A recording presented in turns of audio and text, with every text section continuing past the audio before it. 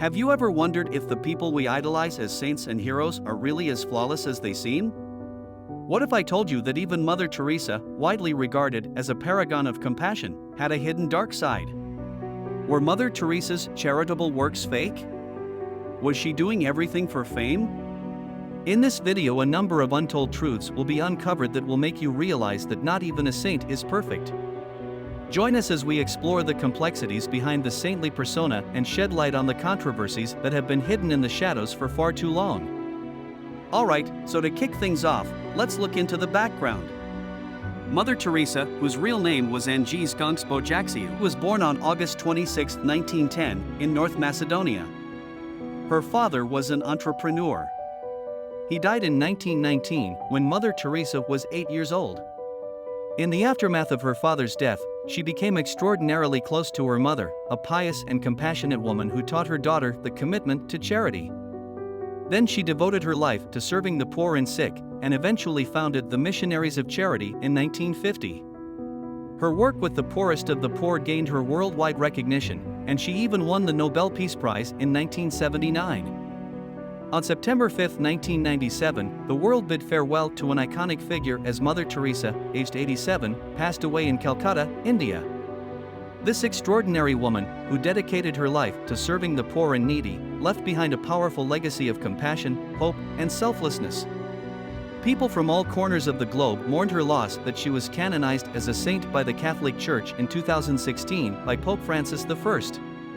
But, as we all know, there are often two sides to every story. As her fame grew, so did the scrutiny surrounding her work and the organization she created. And that's where things get really interesting.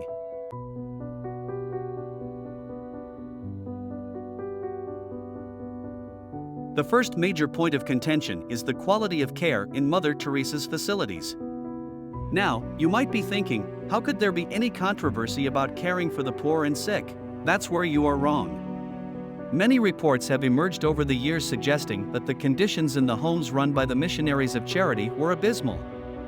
Dirty needles were being reused, pain management was inadequate, and there was a concerning lack of medical supervision. Mother Teresa also ignored some common sanitization protocols like boiling water and sterilizing the medical equipment being used.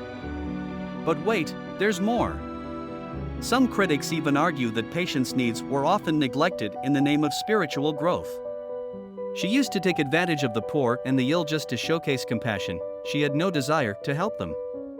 Some people also report that they saw patients bathing in freezing cold water and their clothes soaked in urine were not even washed properly. Well, you must be thinking that there was a lack of funds? No. It's no secret that Mother Teresa's organization raised millions of dollars in donations from people who wanted to support her noble cause. Around $30 million per year. But where was that money actually spent? Some claim that the funds were used for religious purposes, such as opening new convents, rather than directly helping the poor and sick. If this is true, it raises some serious questions about the true intentions behind Mother Teresa's work. She did not use money to actually help the poor. Rather, she used to tell her patients that there is piety in pain. This way she used to glorify human suffering and not treat it. So there you have it. What are your thoughts on this issue? Do you think there's more to the story than meets the eye? Keep watching, because we've got even more fascinating revelations coming your way. We're talking about Mother Teresa's unexpected and, let's be honest, pretty controversial friendships with some high-profile figures. This is where things get really spicy. It's true, Mother Teresa had connections with some, well, let's say questionable characters.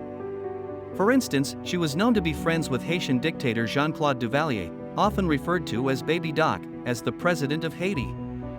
A man whose regime was marked by corruption and human rights abuses. He relied on a brutal paramilitary force known as the Tonton Macoute to suppress any opposition and maintain his iron grip on the country. During his time in power, thousands of Haitians were killed, tortured, or simply disappeared at the hands of his regime. Moreover, Duvalier amassed an enormous personal fortune by embezzling millions of dollars from the Haitian government. He lived a lavish lifestyle while the majority of the population suffered in extreme poverty. And let's not forget about her association with Charles Keating, an American financier who played a central role in the infamous savings and loan scandal of the 1980s.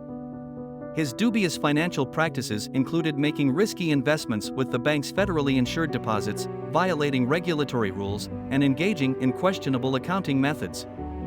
His actions contributed significantly to the savings and loan crisis that rocked the American financial system and ultimately cost taxpayers billions of dollars. In 1991, Keating was convicted. Mother Teresa's association with these two fraudsters raises questions. She used to take huge amounts of money from them. But spend where? What do you think about her connections with these controversial figures? Do these friendships change your perception of her?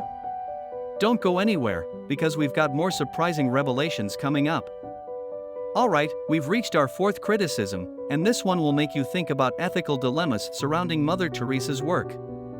It's been reported that Mother Teresa and her nuns performed baptism rituals on dying patients, often without their explicit consent.